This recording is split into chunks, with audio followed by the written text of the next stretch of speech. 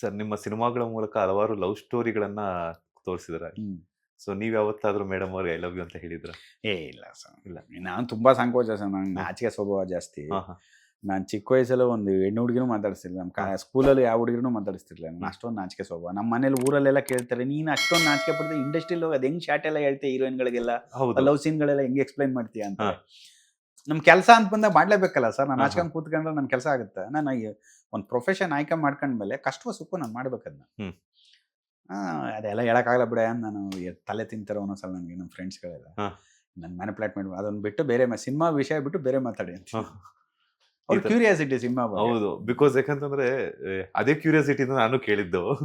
ನಾನು ಅಲ್ಲಿಗೂ ಯೋಚನೆ ಮಾಡ್ತಿದ್ದೆ, ಕೇಳಲ್ಲ ಬೇಡ ಅದು ದೊಡ್ಡವ್ರು ಹೇಳ್ತಾರೆ. ನಮ್ಗೆ ಮುಂಚೆ ಹಳ್ಳಿಯಿಂದ ಸರ್, ನಮ್ಗೆ ಆಮೇಲೆ ಗೊತ್ತಲ್ಲ ಸರ್, ನಿಮ್ಗೆ ಹಳ್ಳಿಯಲ್ಲಿ ಒಂದು ಹುಡುಗಿ ಮಾತಾಡ್ತಿದ್ರು ಸಂಬಂಧ ಕಟ್ಬಿಡ್ತಾರೆ. ಹೌದು.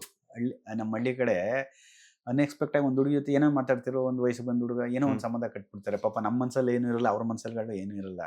ಅದರಿಂದ ಹಳ್ಳಿಗಳ ಕಡೆ ಕೆಲವರೆಲ್ಲ ಜಾಸ್ತಿ ಆ ಥರ ಇದು ಮಾಡಲ್ಲ, ಭಾಳ ಇದಿರುತ್ತೆ. ನಮ್ಗೆ ಅದೇ ಭಯದಲ್ಲಿ ಬೆಳೆಸಿದ್ರು ನಮಗೆ. ಅದರಿಂದ ನಮ್ಗೆ ಅದು ಅಭ್ಯಾಸ ಆಗಲಿಲ್ಲ. ಇಲ್ಲಾಂದ್ರೆ ಇಷ್ಟೊತ್ತಿಗೆ ಎಷ್ಟೊಂದು ಜನ ಲವ್ ಮಾಡ್ಬಿಡ್ತಿದ್ರು.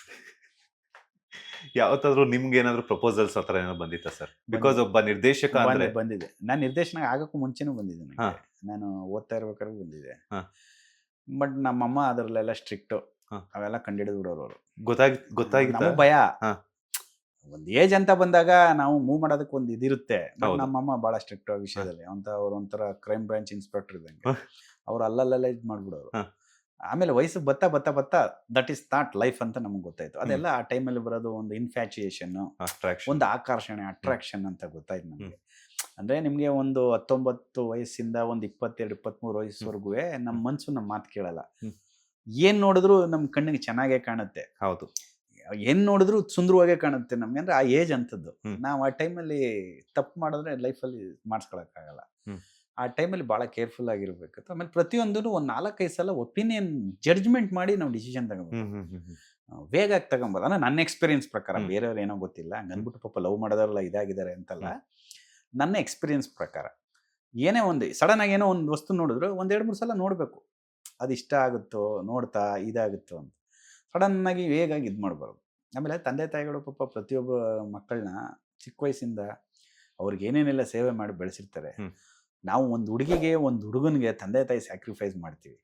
ನಾಳೆ ದಿನ ಅದೇ ಪರಿಸ್ಥಿತಿ ನಮಗಾದಾಗ, ನಮ್ಮ ಮಕ್ಕಳು ಮಾಡಿದಾಗ ನಮ್ಮ ತಂದೆ ತಾಯಿ ಬಗ್ಗೆ ಆಗಿ ಯೋಚನೆ ಮಾಡ್ತೀವಿ. ಪ್ರತಿಯೊಬ್ಬರು ಅದನ್ನು ಥಿಂಕ್ ಮಾಡ್ಬೇಕಷ್ಟೆ. ಅಂದರೆ ನೀವೇನು ಲವ್ ಮಾಡಿ ಇಷ್ಟಪಡ್ತೀರಾ, ಕನ್ವಿನ್ಸ್ ಮಾಡಿ ಹೋಗಿ.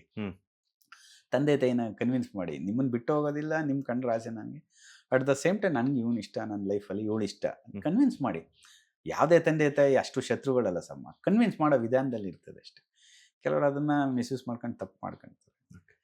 ಈಗೆಲ್ಲ ಏನು ಸಹ ಕಾಮನ್ ಸಹ, ಲವ್ ಗಿವ್ ಮದುವೆ ಆಗೋದು ಅವೆಲ್ಲ ಕಾಮನ್, ಡಿವೋರ್ಸ್ ಆಗೋದು ಕಾಮನ್. ಸಿಲ್ಲಿ ರೀಸನ್ ಡಿವೋರ್ಸ್ ಆಗ್ತಾರೆ. ಮದುವೆ ಆಗೋದು ಗೊತ್ತಾಗಲ್ಲ, ಡಿವೋರ್ಸ್ ಆಗೋದು ಗೊತ್ತಾಗಲ್ಲ. ಮನೇಲಿ ಊಟಕ್ಕೆ ಹಾಕ್ಲಿಲ್ಲ ಹೆಂಡತಿ ಅಂತ ಡಿವೋರ್ಸ್ ಆಗ್ತಾರೆ. ಫೋನಲ್ಲಿ ಮಾತಾಡ್ಲಿಲ್ಲ ಅಂದ್ಬಿಟ್ಟು ಎಂಗೇಜ್ಮೆಂಟ್ ಎಲ್ಲ ಕ್ಯಾನ್ಸಲ್ ಮಾಡ್ಕೊಂಡ್ಬಿಡ್ತಾರೆ. ಅದಕ್ಕೆ ಡಿವೋರ್ಸ್ಗಳಿಗೆ ಮತ್ತೆ ಕ್ಯಾನ್ಸಲೇಷನ್ಗೆ ಯಾವುದಕ್ಕೂ ಸ್ಟ್ರಾಂಗ್ ರೀಸನ್ನೇ ಇಲ್ಲ ಈಗ. ಮುಂಚೆ ಥರ ಸ್ಟ್ರಾಂಗ್, ಮುಂಚೆ ಹೊಡೆಯೋದು ಬಡಿಯೋದು ವರದಕ್ಷಿಣೆ ಕೇಳೋರು ಆ ಥರದ್ದೆಲ್ಲ. ಈಗ ಅವೆಲ್ಲ ಅಲ್ಲ. ಫೋನ್ ಎತ್ತಿಲ್ಲ, ಮನೇಲಿ ಅಡುಗೆ ಮಾಡಿಲ್ಲ, ಸಣ್ಣ ಸಣ್ಣ ವಿಷಯ, ಸಿಲ್ಲಿ ವಿಷಯಗಳು ನಮ್ಗೆ ಫೂಲಿಶ್ ಅನ್ಸುತ್ತೆ ಅವೆಲ್ಲ ಕೇಳೋದು. ಕೆಲವೆಲ್ಲ ಟಿ ವಿಲೆಲ್ಲ ತೋರಿಸ್ತಾರಲ್ಲ. ಅದೇ ಮೊನ್ನೆ ಯಾವುದೋ ಟಿ ವಿಲಿ ನೋಡಿದೆ, ಹುಡುಗಿ ದಪ್ಪ ಇದ್ದಾನಂತ ಪಾಪ ಹೆಣ್ಮಗುಗೆ ಏನೋ ಹಿಂಸೆ ಕೊಟ್ಟರು ಅಂತ. ನಗು ಬರುತ್ತೆ ನಮ್ಗೆ ಅವೆಲ್ಲ ನೋಡೋದು.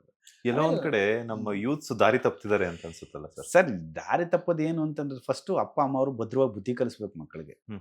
ನಮಗೆ ಮನೆ ಮೊದಲ ಪಾಠಶಾಲೆ ಅಂತ ಸರ್. ನಮ್ಮ ತಂದೆ ತಾಯಿಗಳು ನಮಗೆ ಕಲಿಸ್ಬೇಕು ಮನೆಯಲ್ಲೇ, ಆಮೇಲೆ ಸ್ಕೂಲಲ್ಲಿ ಕಲಿಸೋದು.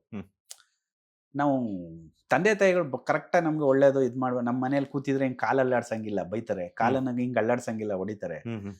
ಆಮೇಲೆ ಕಾಲನ್ನ ಎಳೆದ್ಬಿಟ್ಟು ನಡೆಯಂಗಿಲ್ಲ. ಆ ಥರ ತುಂಬ ಆರ್ಥೋಡಾಕ್ಸ್ ಫ್ಯಾಮಿಲಿ. ನಮ್ಮಮ್ಮ ತಂದು ಈ ಮುದ್ದೆ ಆಡ್ತಾರಲ್ಲ, ಸೌಟೆಲ್ಲ ಹೊಡೆಯೋರು ಬಂದು. ಅವೆಲ್ಲ ಮನೇಲೆ ಕಳಿಸ್ಬೇಕು ಮಕ್ಕಳಿಗೆ ಬಿಗಿನಿಂಗಿಂದ.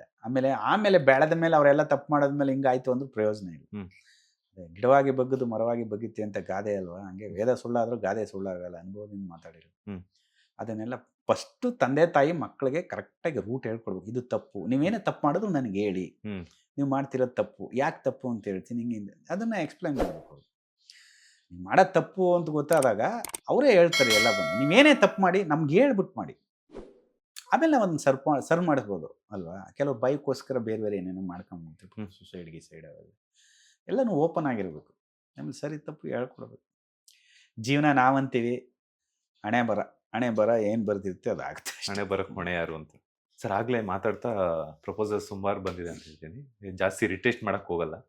ನಿಮಗ್ ಬಂದಿರುವಂತಹ ಒಂದು ಕ್ರೇಜಿಯೆಸ್ಟ್ ಪ್ರಪೋಸಲ್ ಅಂತಂದ್ರೆ ಯಾವ್ದು ಸರ್? ಯಾವುದು? ನಿಮಗ್ ಪ್ರಪೋಸಲ್ ಸುಮಾರು ಬಂದಿತ್ತು ಅಂತ ಹೇಳಿದ್ರಲ್ಲ, ಅದರಲ್ಲಿ ನಿಮ್ಗೆ ಅನ್ಸಿದ್ ಕ್ರೇಜಿಯೆಸ್ಟ್ ಪ್ರಪೋಸಲ್ ಅಥವಾ ಫನ್ನಿ ಪ್ರಪೋಸಲ್ ಅಂತಂದ್ರೆ ಯಾರಾದ್ರು ಲೆಟರ್ ಏನಾದ್ರು ಬರ್ದಿದ್ರ? ಲೆಟ್ರ್ ಅವಾಗೆಲ್ಲ ಲೆಟ್ರೇ ಸರ್. ಏನಂತ ಬರ್ದಿದ್ರು ಸರ್? ಓದಿದ್ರ ನೀವು? ಮೊದಲೇ ಬರ್ದಿದ್ರು ಹಂಗೆ, ನಿಮ್ ಕಂಡ್ರೆ ಇಷ್ಟ ನನಗೆ, ನಾನು ನಿಮ್ನ ಪ್ರೀತಿಸ್ತೀನಿ, ಮಾಮೂಲಿ ಅವೆಲ್ಲ ಬರ್ದಿದ್ರು.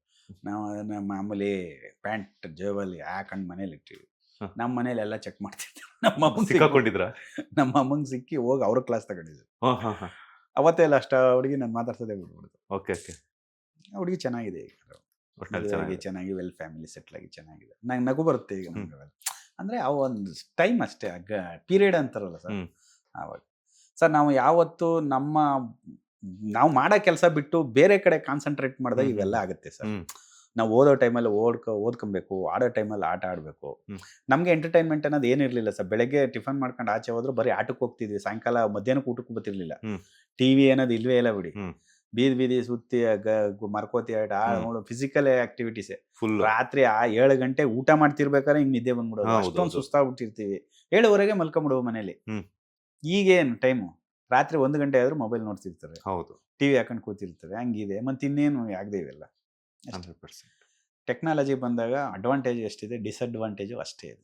ಅದನ್ನ ನಾವು ಎಷ್ಟು ಕರೆಕ್ಟಾಗಿ ಪ್ರತಿಯೊಂದು ಯಾವ ರೀತಿ ಮಿತವಾಗಿ ಯೂಸ್ ಮಾಡ್ತೀವಿ ಅದ್ರ ಮೇಲೆ ಡಿಪೆಂಡ್. ಕೆಲವೊಂದ್ ಕಡೆ ನಮ್ಗೆ ಯೂಸ್ ಆಗ್ತಿರುವಂತ ಸೋಷಿಯಲ್ ಮೀಡಿಯಾನೇ ಡಿಸ್ಅಡ್ವಾಂಟೇಜ್ ಆಗ್ತಿದೆ ಸರ್. ತುಂಬಾ ಅಡ್ವಾಂಟೇಜ್ ಇದೆ, ಅದನ್ನ ಕರೆಕ್ಟಾಗಿ ಯೂಸ್ ಮಾಡ್ಕೊಂತ ಇಲ್ಲ, ಡಿಸ್ಅಡ್ವಾಂಟೇಜ್ ಯೂಸ್ ಮಾಡ್ಕೊಂತಾರೆ. ಈಗ ಯಾವ್ದೋ ಒಂದು ಫೋಟೋ ಹಾಕೋದು ಯಾರಿಗೋ ಬೈದು ಮಾಡಿ ಹಾಕ್ತಾರೆ. ಆದ್ರೆ ನಮ್ಗೆ ಅವಶ್ಯಕತೆ ಏನಿದೆ ಸರ್? ನಿಮ್ಮನ್ನ ಬೈದ್ರೆ ನನಗೇನು ಸಿಗುತ್ತೆ ಸರ್? ಯಾರೋ ನೋಡ್ತಾರೆ ಬಿಸಾಕ್ತಾರೆ, ನಿಮ್ಮ ಎದುರುಗಡೆ ಬಂದು ಬೈಯಕ್ಕಾಗುತ್ತೆ ಇಲ್ಲ. ಅವ್ರು ನೋಡ್ತಾರೆ ಸುಮ್ಮನೆ ಆಗ್ತಾರೆ. ಆಮೇಲೆ ಬೈದವರು ಅವ್ರ ಮನಸ್ಥಿತಿ ಚೇಂಜ್ ಮಾಡ್ಕೊಂತಾರೆ ಅಷ್ಟೇ. ಆಮೇಲೆ ಯಾರನ್ನೂ ನಿಮ್ಮ ಮೈಂಡ್ ಸೆಟ್ಟಿಂಗ್ ನನ್ನ ಸ್ಟೇಟಸ್ ಅಲ್ಲ, ನನ್ನ ಸ್ಟೇಟಸ್ ನಿಮ್ಮ ಮೈಂಡ್ ಸೆಟ್ಟಿಂಗ್ ಅಲ್ಲ. ನೀವು ನನ್ನ ಏನು ಅನ್ಕೊಂಡಿದ್ರೆ ಅದು ನಾನಲ್ಲ, ನಿಮ್ಮನ್ನ ನಾನು ಏನು ಅನ್ಕೊಂಡಿದ್ರೆ ಅದು ನೀವಲ್ಲ. ನೀವು ಬೇರೆ ಇದ್ದೀರಾ, ಒಳ್ಳೇದಾಗಿರ್ಬೋದು ಕೆಟ್ಟದಾಗಿರ್ಬೋದು. ಆಮೇಲೆ ಪ್ರತಿಯೊಬ್ಬರು ಮನುಷ್ಯನಿಗೂ ಅವ್ರದೇ ಆದಂಥ ಒಂದು ಸ್ಟೇಟಸ್ಗಳಿರ್ತವೆ, ಅದಕ್ಕೆ ತಕ್ಕಂಗೆ ಬಿಹೇವ್ ಮಾಡಬೇಕು ಅಷ್ಟೇ ಹೊತ್ತು. ಸ್ವಲ್ಪ ರೆಸ್ಪಾನ್ಸಿಬಿಲಿಟಿ, ಎಜುಕೇಟೆಡ್ ಆಗಬೇಕು ಜನ. 4 ಜನ ನಾವು ಹೇಳ್ಬೇಕಾದ್ರು, ಕೆಟ್ಟದಾಗ ಮಾತಾಡ್ಬೇಕಾದ್ರು ಥಿಂಕ್ ಮಾಡಬೇಕು. ಅದನ್ನೇ ನಮ್ಗೆ ಹೇಳಿದ್ರೆ ಹೆಂಗಿರುತ್ತೆ ಅಂತ ಯೋಚನೆ ಮಾಡಬೇಕು. ಈಗೇನು ಸಹ ಸೋಷಿಯಲ್ ಮೀಡಿಯಾ ಹೇಳಲ್ಲ ಕೇಳಲ್ಲ, ಸೋಮವಾರ ಮಾಡು ಹಾಕು. ನಾವು ಅವ್ರಿಗೇನೂ ಮಾಡಿಲ್ಲ, ನಮಗೆ ಒಂದೊಂದು ಕಾಮೆಂಟ್ ಆಗ್ತಲ್ಲ, ಪುಂಗ್ ಬೇಡ ಬಿಡಲ್ಲ ಅಂತ ಹಾಕ್ತಾರೆ. ಹೌದು ಪಾಪ ಅವ್ರನ್ನ ನಾವು ಏನೂ ಮಾಡಿಲ್ಲ, ಅವರು ನಮ್ಗೆ ಗೊತ್ತೇ ಇಲ್ಲ ಯಾರು ಅಂತ.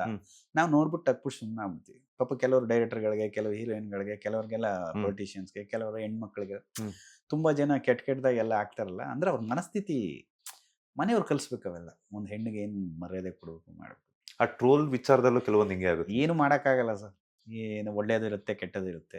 ಅದಕ್ಕೆ ಪ್ರತಿಯೊಂದು ಏನು ಮಾಡೋದು, ಇಗ್ನೋರ್ ಮಾಡ್ಬೇಕು. ದುರಹಂಕಾರಕ್ಕೆ ಉದಾಸೀನವೇ ಮದ್ದು. ಯಾರು ಅಹಂಕಾರದಿಂದ ಹೇಳ್ತಾರೆ ನಾವು ಇಗ್ನೋರ್ ಮಾಡ್ಬೇಕಷ್ಟೆ. ಮಾಡಿದಾಗ ನಾವು ಸೇಫ್ಟಿ ಆಗಿರ್ತೀವಿ, ಅವ್ರ ಪಡ್ಗೆ ಅವ್ರು ಇರ್ತಾರೆ ಅಷ್ಟೇ. ಗಾದೆ ಅಲ್ವಾ, ದುರಹಂಕಾರಕ್ಕೆ ಉದಾಸೀನವೇ ಮದ್ದು ಅಂತ. ಲೇಟೆಸ್ಟ್ ಹಾಗೂ ಇಂಟ್ರೆಸ್ಟಿಂಗ್ ಸುದ್ದಿಗಳಿಗಾಗಿ ಬಾಸ್ ಟಿವಿ ಕನ್ನಡ ಚಾನೆಲ್ನ ಸಬ್ಸ್ಕ್ರೈಬ್ ಮಾಡಿ, ಹಾಗೆಯೇ ಬೆಲ್ ಐಕಾನ್ ಪ್ರೆಸ್ ಮಾಡಿ. ಇದರ ಜೊತೆಗೆ ಫೇಸ್ಬುಕ್, ಇನ್ಸ್ಟಾಗ್ರಾಮ್, ಎಕ್ಸ್ನಲ್ಲೂ ಮಿಸ್ ಮಾಡದೆ ಫಾಲೋ ಮಾಡಿ.